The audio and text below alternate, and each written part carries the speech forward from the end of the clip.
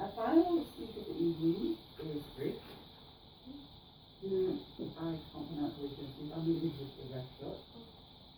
And I will be evaluating your speech. The purpose of this project is for members to practice selecting and using a variety of visual aids during the speech. So please help me welcome Rick, who's going to display a variety of visual aids in your speech entitled, on the top page, a shot at Krav Maga. A shot at Krav Maga, Rick Raubenheimer.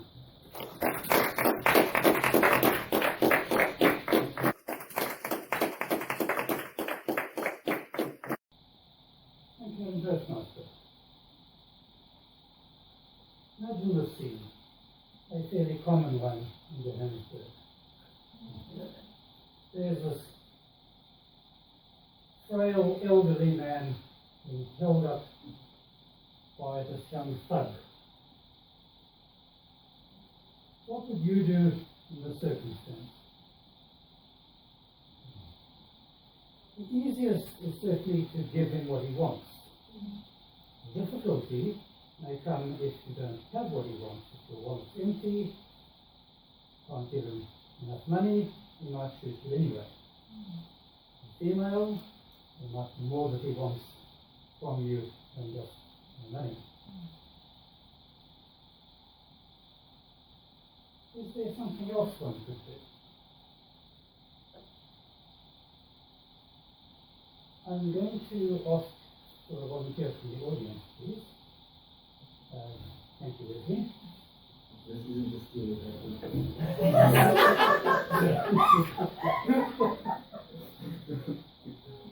I have here a toy gun. There's no moving parts, there's no magazine, it's perfectly safe. In fact, doesn't even have a hollow barrel. And I'm going to ask Wesley to hold me up in the pose that we saw in the photograph.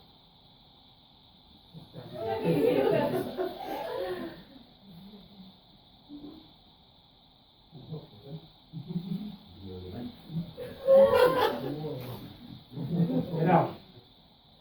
Thank you.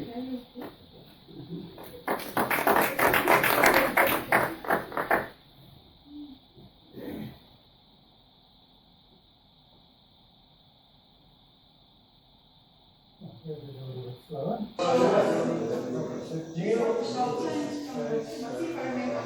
You mean this one?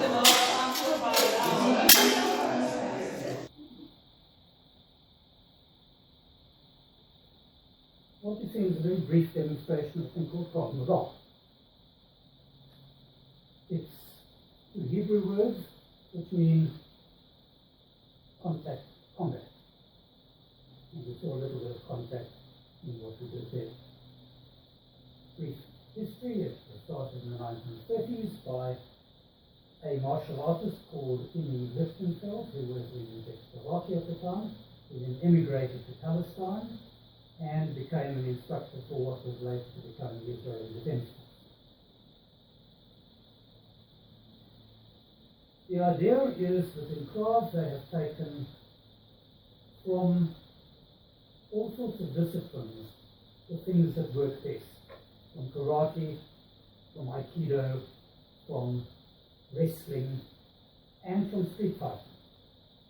And they combine this into a system which is easy to teach and learn. There are quite a number of principles in Krav, but I want to highlight you two.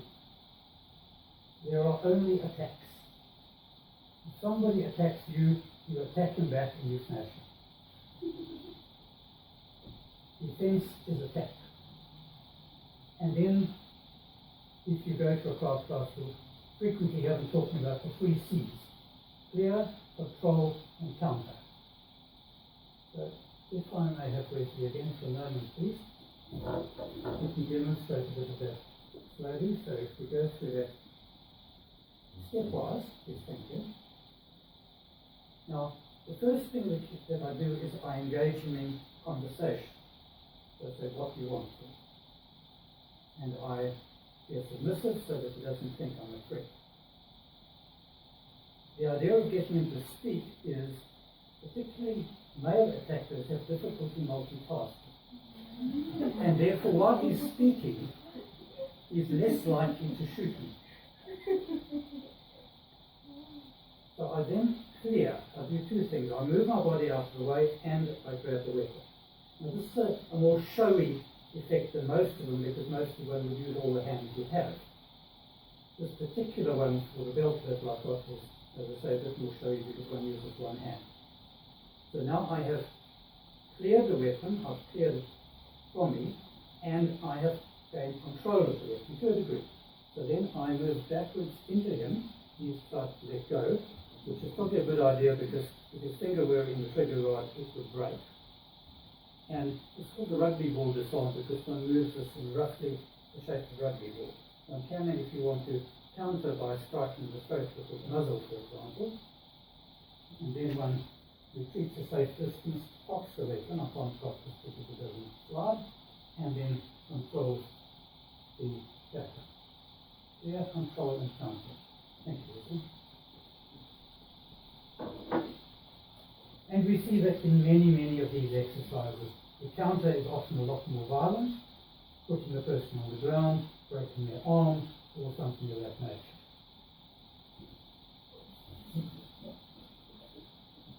Like many martial arts, Krav has got belts. We don't literally have belts because we don't wear karate suits or anything of that nature.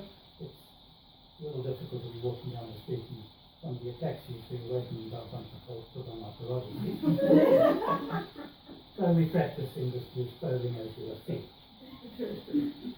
But we have belts, and they start yellow, go orange, green, blue, and someday I gave it my brown light. You should wait to go past.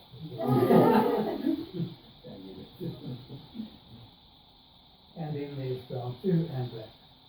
And certainly I'm very stiff and sore after Sunday, but as Leslie indicates, yes, just as I was getting ready to come here this evening, I got the message that I had passed.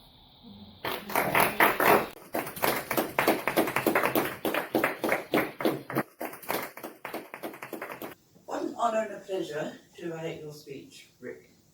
It was fabulous. I really enjoyed it. I'm going to tell you why I specifically enjoyed it. First of all, you've also got that self-deprecating humour that makes you vulnerable to the audience. People sort of look at when you describe yourself as an old man, what's he going to do? People sort of look at the picture of the guy and you and think, okay, it was a perfect leading into your live demonstration. So that was very, very done. The slides were very plain, which was great because it didn't detract from the strength of your words and your live demo. The live demo gave you credibility. Once you'd done that, we all knew you were actually talking to the guy who knows what he's talking about. Left us no doubt your credibility. Then you went on to the history that added ability as well. So I think all in all, we were all amazed, awed, and respectful of what you presented this morning. You had clear control counter. I will never forget that. That's in my mind now forever, the 3 C's. I'll probably never use it in a way it's meant, but I'll remember those words. Your humour, Krav Maga against karate. Well, I don't have time to put on the karate suit. Perfect. I think it was actually perfect. So let me give you the final. As an objective, you met the criteria perfectly. At the conclusion, if you're interested, I'd like to have a call to action by saying, if this was happening to you, what would you do? Rather than just say, this is where I go, if you're interested, call me. Make it a call for action. So if you're in this position, what would you do? You already had us with the fact that you are defending yourself against people probably twice as old, twice as big, twice as strong. It was a perfect time to say, and what would you do? And got people on board, did that one. And then, Wesley and myself sat on challenging yourself. And what I've come back with, and honestly this is the only thing I could find, was get the black belt and tell us about it afterwards.